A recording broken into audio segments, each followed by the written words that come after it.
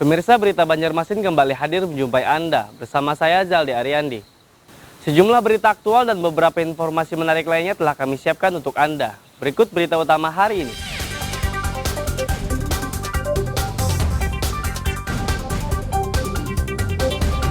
Pembatasan terkait pencegahan COVID-19 di Banjarmasin dilonggarkan saat Natal dan Tahun Baru.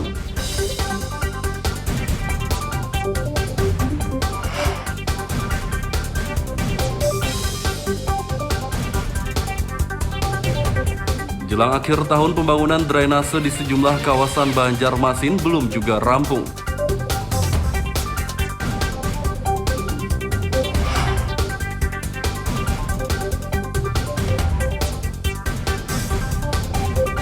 Layanan pembuatan KTP digital sudah tersedia di Banjarmasin.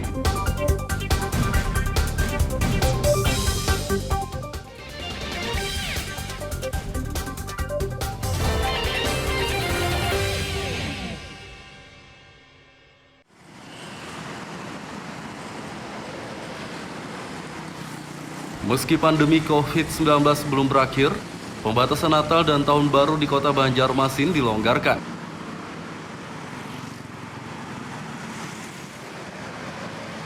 Pemerintah Banjarmasin melonggarkan aturan terkait pencegahan COVID-19 saat Nataru mendatang dengan hanya menerapkan pemberlakuan pembatasan kegiatan masyarakat PPKM level 1. Dengan diterapkannya PPKM level 1, maka perayaan Natal dan Tahun Baru boleh dilaksanakan 100%.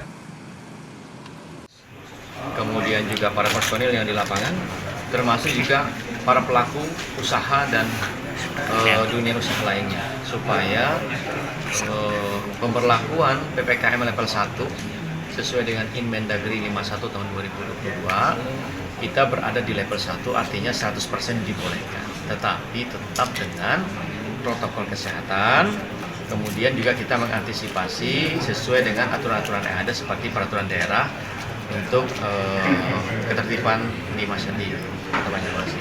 Misalnya kalau malam Natal kan berarti masuk kategori hari-hari besar. THM tutup, ya kan? Kemudian jam operasional kafe dibatasi. Saat Nataru nanti tempat usaha juga dibolehkan beroperasi 100%, namun tempat hiburan malam harus tutup saat malam perayaan Natal. Dari Banjarmasin, Lutfi Darlan dan Fudail melaporkan.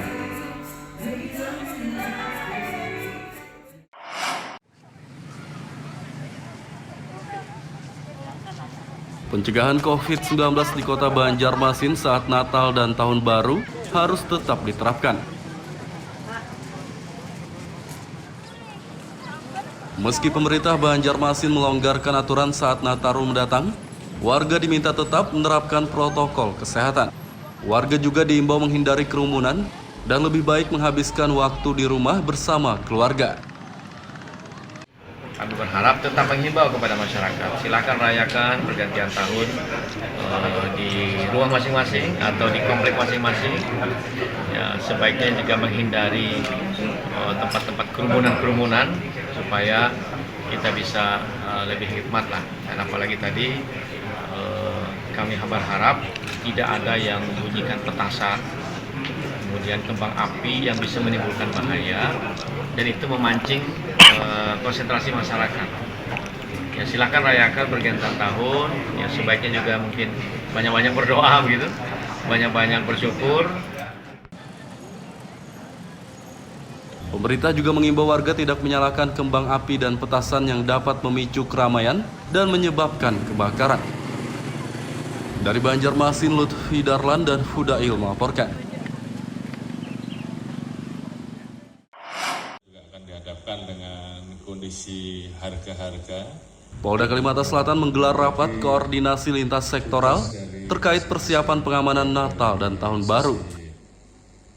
Menghadapi masyarakat yang akan termasuk juga potensi. Rakor berlangsung di Mapolda Kalsel, dihadiri Forum Koordinasi Pimpinan Daerah Forkopimda setempat. Kegiatan ini membahas tentang persiapan pengamanan Nataru, diantaranya pengamanan gereja, pengaturan arus lalu lintas, dan pengamanan objek wisata. Rapat koordinasi lintas sektoral tentang kesiapan pemerintah pusat dengan pemerintah provinsi Kalimantan Selatan untuk menghadapi Natal tahun 2022 dan tahun baru tahun 2023. Pada prinsipnya mudah kondisi yang aman dan kondusif dan ini terjaga dan aman bagi masyarakat untuk bersenang. Saat Natal dan Tahun Baru nanti, warga Kalimantan Selatan diimbau mewaspadai bencana banjir dan tanah longsor. Pasalnya curah hujan diperkirakan masih tinggi. Dari Banjarmasin, Lutfi Darlan dan Aryadi Sukma melaporkan.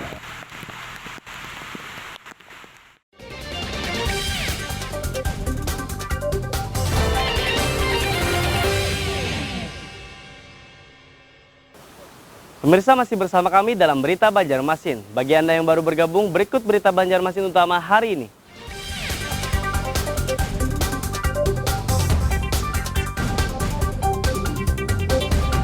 Pembatasan terkait pencegahan COVID-19 di Banjarmasin dilonggarkan saat Natal dan Tahun Baru.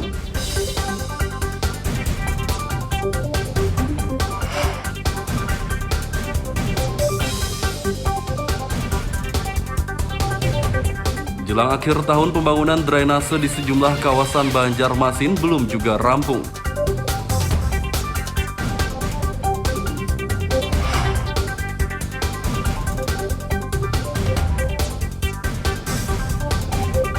Pelayanan pembuatan KTP digital sudah tersedia di Banjarmasin.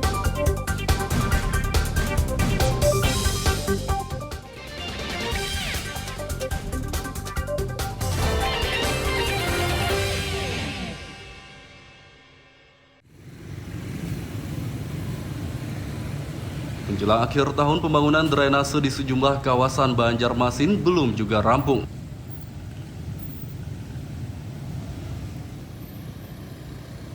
Pembangunan drainase yang belum rampung tersebar di beberapa kawasan, di antaranya RE Marta Dinata dan Pahlawan.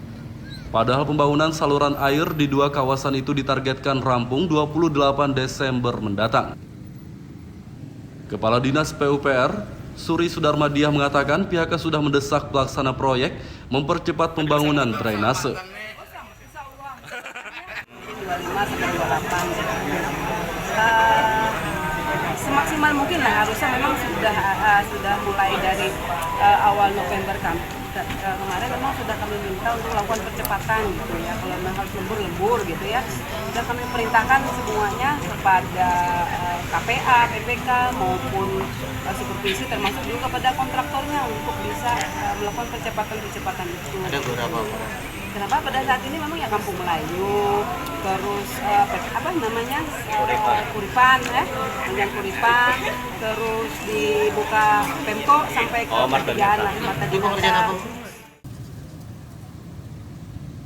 Suri Sudarmadiah menambahkan pembangunan drainase harus dikerjakan hingga malam hari agar rampung sesuai target. Dari Banjarmasin, Lutfi Darlan dan Hudail melaporkan.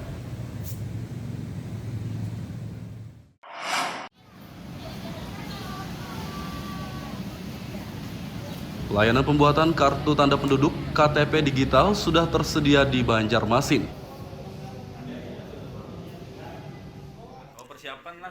Dinas Kependudukan dan Pencatatan Sipil Banjarmasin mulai membuka pelayanan pembuatan KTP digital sejak beberapa waktu lalu. Fungsi KTP digital sama dengan KTP elektronik, hanya saja KTP ini tidak berbentuk fisik, melainkan berupa dokumen yang tersimpan dalam aplikasi dan dapat diakses dengan ponsel pintar. Masih belum menggunakan, tetapi ada beberapa institusi yang sudah bisa menggunakan ID digital.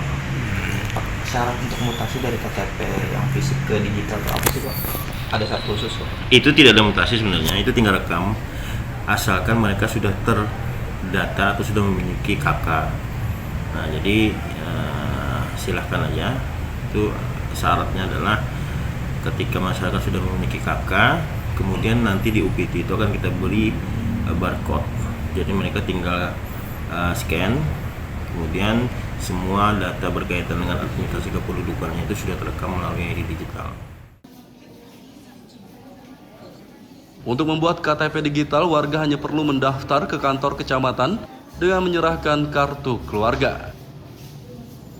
Dari Banjarmasin, Lutfi Darlan dan Hudail melaporkan.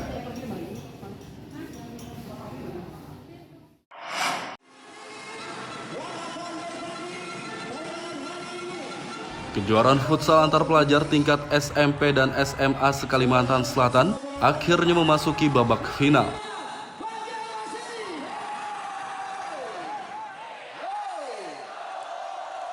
Laga final berlangsung di gelanggang olahraga Hasanuddin, Banjarmasin Tengah, Minggu malam. Dalam laga pamungkas ini, tim futsal SMPN 30 Banjarmasin memenangi kejuaraan tingkat SMP setelah menaklukkan SMPN 2 Banjarmasin melalui adu penalti. Sedangkan juara tingkat SMA diraih SMAN 5 Banjarmasin usai menundukkan SMAN 4 Banjarmasin dengan skor 2-0. Permainannya lumayan sangat sulit melawan SMA 4 Banjarmasin, tapi di babak kedua SMA 5 Banjarmasin itu memenangkan pertandingan dengan 2-0. Ya, dari bagian kami SMA 5 Banjarmasin sangat senang lah menjadi juara satu di acara kejuaraan Ultimate Cup 2020. Kunci kemenangannya sendiri apa nih? Kunci kemenangannya kerja sama tim lah. Oke. Memang targetnya juara atau bagaimana nih? Ya, ada sedikit target juara di kontes ini. Kalau untuk persiapan sendiri berapa lama? Kalau untuk persiapan sekitar kurang lebih seminggu aja. Tim futsal tingkat SMP dan SMA yang memenangi kejuaraan ini masing-masing mendapat piala dan uang pembinaan. Dari Banjarmasin, Lutfi Darlan dan Ahmad Fauzi melaporkan.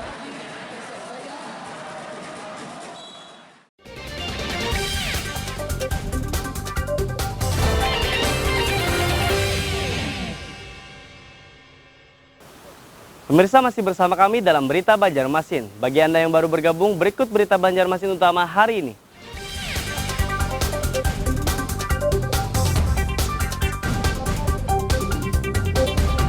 Pembatasan terkait pencegahan COVID-19 di Banjarmasin dilonggarkan saat Natal dan Tahun Baru.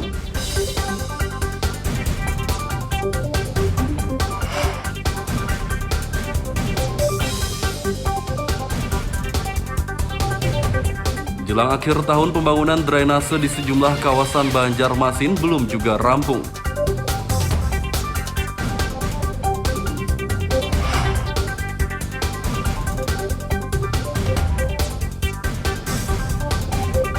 Layanan pembuatan KTP digital sudah tersedia di Banjarmasin.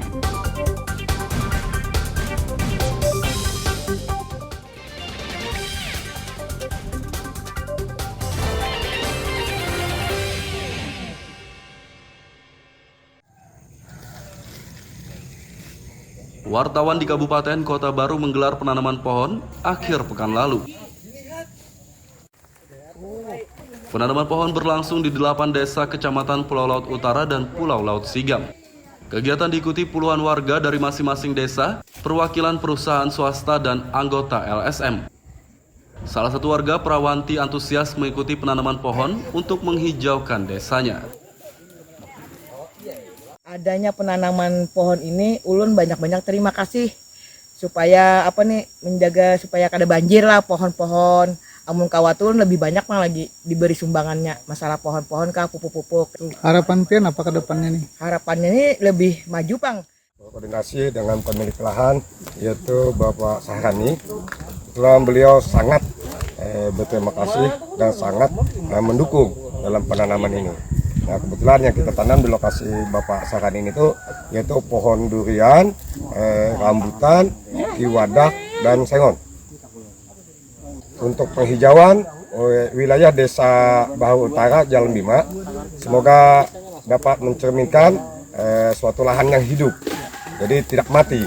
Nah, alhamdulillah dalam penghijauan ini, tolong Bapak Sahrani, tanaman yang sudah kita tanam tolong dipelihara dengan baik, hasilnya pian yang menikmati. Ratusan bibit pohon yang ditanam di 8 desa ini adalah pohon jenis buah-buahan. Dari Kota Baru, Lutfi Darlan dan Fauji Rahman melaporkan.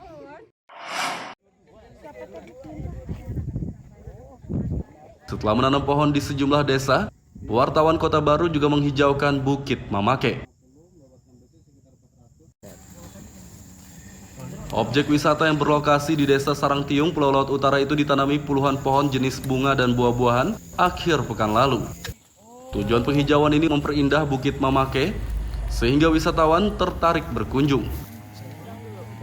Bahwa memang perlu adanya kegiatan-kegiatan yang sifatnya penghijauan agar wilayah ini menjadi semakin hijau. Yang dulunya memang di pinggir-pinggir jalannya kurang naung, sehingga ketika dilakukan penghijauan oleh kawan-kawan dari KPH mungkin ke depan akan lebih rindang, lebih nyaman bagi pengunjung. Pihak KPH yang lebih mengetahui apa nih pohon yang lebih cocok ditanam di pinggir-pinggir jalan ini dan di puncak Mamake juga, agar pengunjung merasa nyaman ketika berkunjung di sini.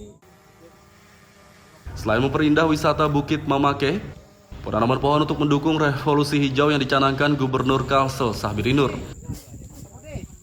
Dari Kota Baru, Lutfi Darlan dan Fauji Rahman melaporkan.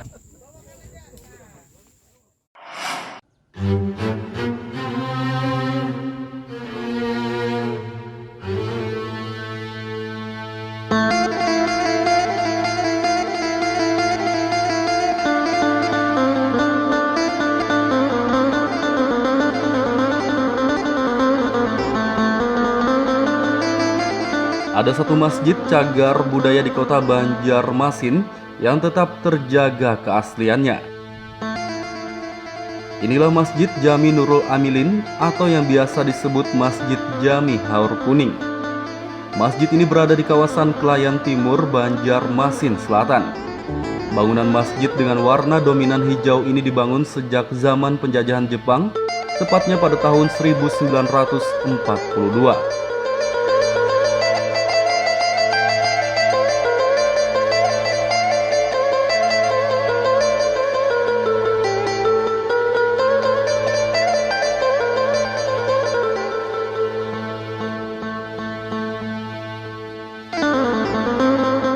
Masjid ini telah dijadikan cagar wisata religi oleh pemerintah karena konstruksi bangunan kayunya tetap kokoh hingga kini. Sebagian besar material kayu pada masjid ini seperti dinding, tiang, pintu dan lainnya masih asli sejak dibangun. Selain itu, masjid ini juga mempertahankan bangunan tempat azan zaman dahulu yang cukup unik. Tempat untuk muazin mengumandangkan azan itu berada tepat di tengah masjid menyatu dengan tiang utama. Ketinggian tempat tersebut berkisar 4 hingga 5 meter dan dilengkapi dengan tangga berbentuk melingkar. Jadi sepengetahuan saya dan cerita saksi hidup ini yang beliau bernama Haji Mujirmi atau Haji ini, jadi tidak berubah. Jadi dari kayu semua. Cuma lantainya yang dari yang keramik oleh tokoh masyarakat yang ada di sini. Beliau membeli di Surabaya keramik, kemudian membawa ke sini, berikut membawa tukang pasang keramik. Jadi keramik berikut tukangnya dipasang di sini.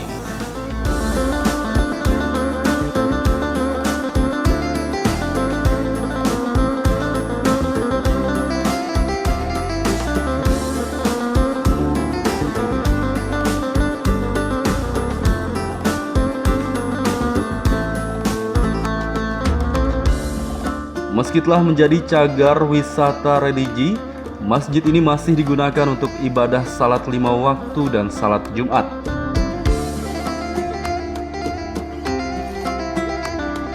Dari Kota Banjarmasin, Muhammad Lutfi Darlan dan Aryadi Sukma melaporkan.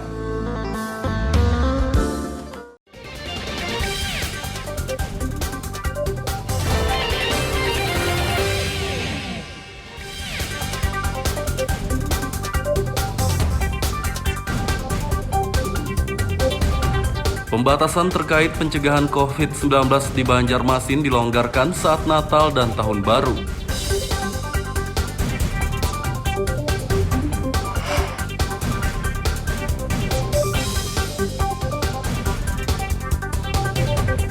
Jelang akhir tahun, pembangunan drainase di sejumlah kawasan Banjarmasin belum juga rampung.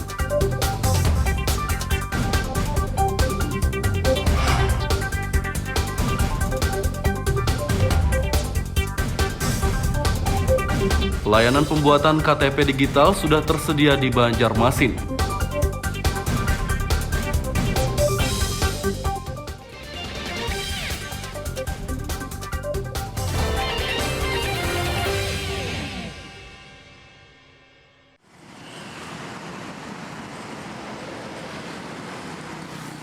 Meski pandemi COVID-19 belum berakhir, pembatasan Natal dan Tahun Baru di kota Banjarmasin dilonggarkan.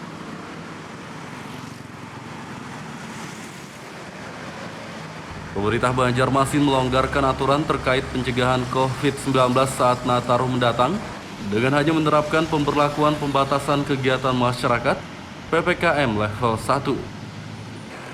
Dengan diterapkannya PPKM level 1, maka perayaan Natal dan Tahun Baru boleh dilaksanakan 100%. Kemudian juga para personil yang di lapangan, termasuk juga para pelaku usaha dan dunia usaha lainnya, supaya pemberlakuan PPKM level 1 sesuai dengan Inmendagri 51 tahun 2022, kita berada di level 1, artinya 100% dibolehkan, tetapi tetap dengan protokol kesehatan. Kemudian juga kita mengantisipasi sesuai dengan aturan-aturan yang ada seperti peraturan daerah untuk ketertiban di Kota Banjarmasin. Misalnya kalau malam Natal kan berarti masuk kategori hari-hari besar. THM tutup, ya kan? Kemudian jam operasional kafe dibatasi. Saat Nataru nanti tempat usaha juga dibolehkan beroperasi 100%. Namun tempat hiburan malam harus tutup saat malam perayaan Natal. Dari Banjarmasin, Lutfi Darlan dan Fudail melaporkan.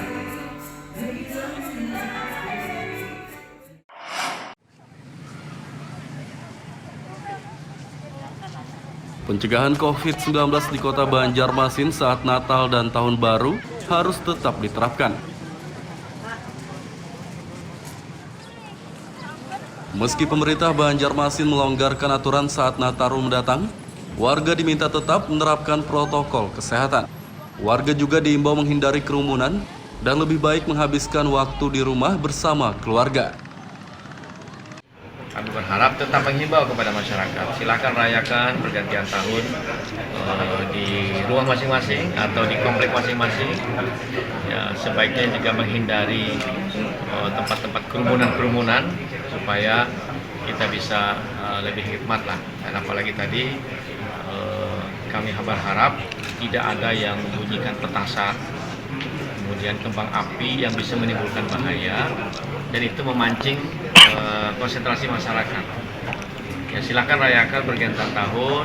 Ya, sebaiknya juga mungkin banyak-banyak berdoa gitu, banyak-banyak bersyukur. Pemerintah juga mengimbau warga tidak menyalakan kembang api dan petasan yang dapat memicu keramaian dan menyebabkan kebakaran. Dari Banjarmasin, Lutfi Darlan dan Fudail melaporkan. Juga akan dihadapkan dengan kondisi harga-harga.